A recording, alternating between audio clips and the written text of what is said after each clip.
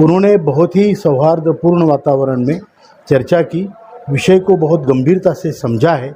नमस्कार दोस्तों, स्वागत है आप सभी को हमारे YouTube चैनल में। आपको EPS 95 पेंशन के बारे में जानकारी देने जा रहे, जो 10 मिनट पहले की खबर निकलकर सामने आ रही। सरकार ने दिया बहुत बड़ा तोहफा, EPS 95 पेंशन धारक होंगे माला माल। दीपावली पर सभी पेंशन धारकों के अकाउंट में बढ़ी हुई पेंशन होगी जमा और बढ़ा हुआ ब्याज भी आपको मिलेगा। सरकार ने बहुत ही बड़ा बदलाव भी किया है, पेंशन योजना के नियम में किया बदलाव।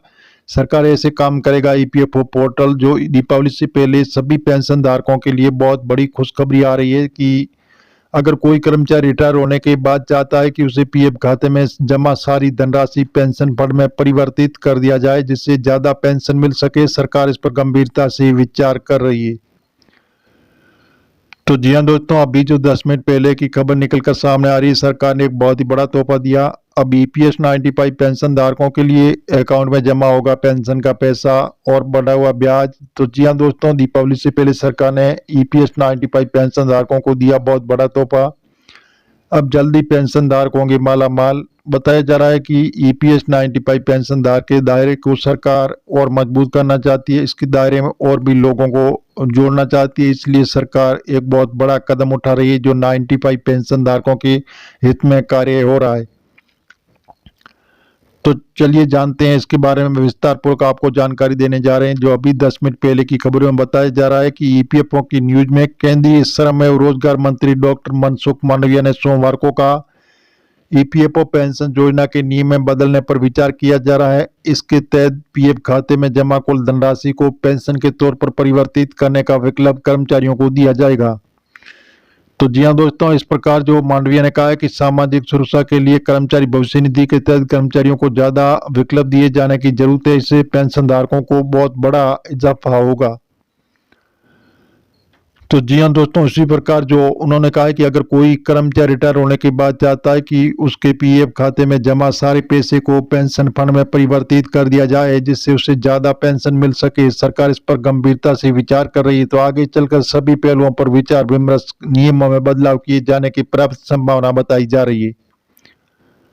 तो जी हाँ दोस्तों, इसी प्रकार जो अभी 10 मिनट पहले की खबर में बताया जा रहा है कि सरकार EPS 95 पेंशन धारकों के दायरे को और आगे बढ़ाना चाहती है और भी इस दायरे में लोगों को जोड़ना चाहती है। बताया जा रहा है कि EPS 95 पेंशन धारक होंगे माला माल। जल्दी सभी EPS 95 पेंशन धारकों को मिलने वाला है लाभ। बताया जा रहा है कि बहुत ही बड़ा सरकार विचार कर रही और बहुत बड़ा कदम उठाया जा रहा है जो EPS 95 पेंशन धारकों के बारे में जल्दी इनको बढ़िया जैसे अच्छा लाभ मिलने की उम्मीद बताई जा रही है।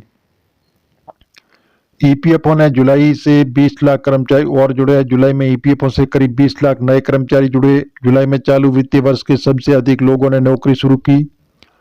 कुल 19.94 लाख ने नौकरी शुरू करने के बाद EPFO में पंजीकरण कराया। इसमें 10.52 लाख कर्मचारी ऐसे जिन्होंने पहली बार नौकरी शुरू की।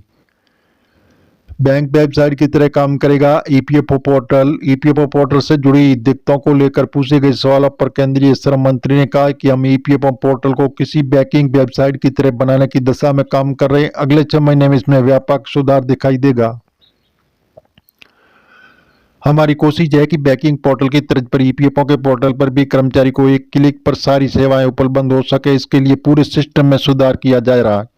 तो सेमीकंडक्टर क्षेत्र में रोजगार सर्जन के मौके पर मांडविया ने कहा है कि नए क्षेत्रों में भी पहचान कर रहे हैं कि इसमें रोजगार के अवसर तेजी से पैदा किए जाएंगे और इन क्षेत्रों में सेमीकंडक्टर का उद्योग भी एक भविष्य के माध्यम से बड़ी रोजगार के अवसर पैदा होने की संभावना, क्योंकि भारत में बड़ी संख्या में कंपनियां सेमीकंडक्टर लगने का ऐतिहासिक है।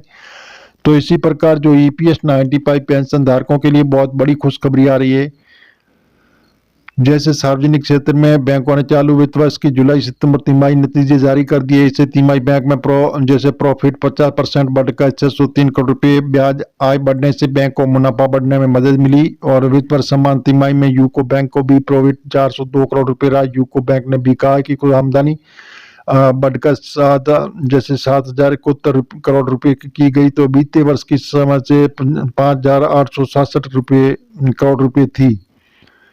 तो इस प्रकार जो EPS 95 के पेंशन धारकों के लिए बहुत बड़ी खुशखबरी आ रही है कि जल्दी सरकार EPS 95 पेंशन धारकों के लिए बहुत बड़ी खुशखबरी देने वाली, जो आने वाले दिनों में ईपीएस 95 पेंशन धारकों को सरकार देगी बहुत बड़ा तोहफा। दीपावली पर सभी पेंशन धारकों को अच्छा लाभ मिलने की उम्मीद बताई जा रही है। तो जी हाँ दोस्तों, जैसे ईपीएफओ देश के किसी भी बैंक से ले सकेंगे पेंशन। 78 लाख पेंशन धारकों को होगा लाभ।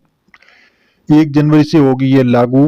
कर्मचारी भविष्य निधि संगठन ईपीएफओ की पेंशन योजना के दायरे में आने वाले लाखों पेंशन धारकों को सरकार ने सौगात दी। अब पेंशन धारक किसी भी बैंक या उसकी ब्रांच से पेंशन ले सकेंगे। 1 जनवरी से ये लागू हो जाएगा। केंद्रीय श्रम मंत्री मनसुख मांडविया ने इसकी जानकारी दी। उन्होंने कहा है कि ये पहल लंबे समय से चली आ रही पेंशन धारकों की समस्याओं का समाधान करेगी। तो जी हाँ दोस्तों, इस प्रकार जो ईपीएस 95 के पेंशन धारक है और जिसके देश के 78 लाख से ज्यादा पेंशन धारकों के लिए बड़ा फैसला आने वाला है। सरकार इस पर बहुत बड़ा कदम उठा रही है, जो आने वाले दिनों में इनको लागू कर दिया जाएगा। और बताया जा रहा है कि श्रम मंत्री मनसुख मांडविया ने कहा है कि कर्मचारी भविष्य निधि ईपीएफओ की पेंशन योजना के दायरे में आने वाले पेंशन धारक जनवरी से किसी भी बैंक या उसकी शाखा से पेंशन ले सकेंगे। श्रम मंत्रालय ने बयान में कहा कि मांडविया ने कर्मचारी पेंशन योजना ईपीएस 95 के लिए केंद्रीकृत पेंशन भुगतान प्रणाली के प्रस्ताव को मंजूरी दे दी। वह ईपीएफओ के शीर्ष निर्णय लेने वाले निकाय जैसे न्यासी बोर्ड सीबीटी ने चेयरपर्सन भी किए हैं। तो इसके बारे में हम आपको विस्तार पूर्वक जानकारी देने जा रहे हैं, तो बने रहिए हमारी वीडियो में। तक आपको स्टेप बाय स्टेप अभी हाल फिलहाल की ताजा जानकारी मिलेगी। किसी भी बैंक से मिल सकेगा पेंशन का पैसा।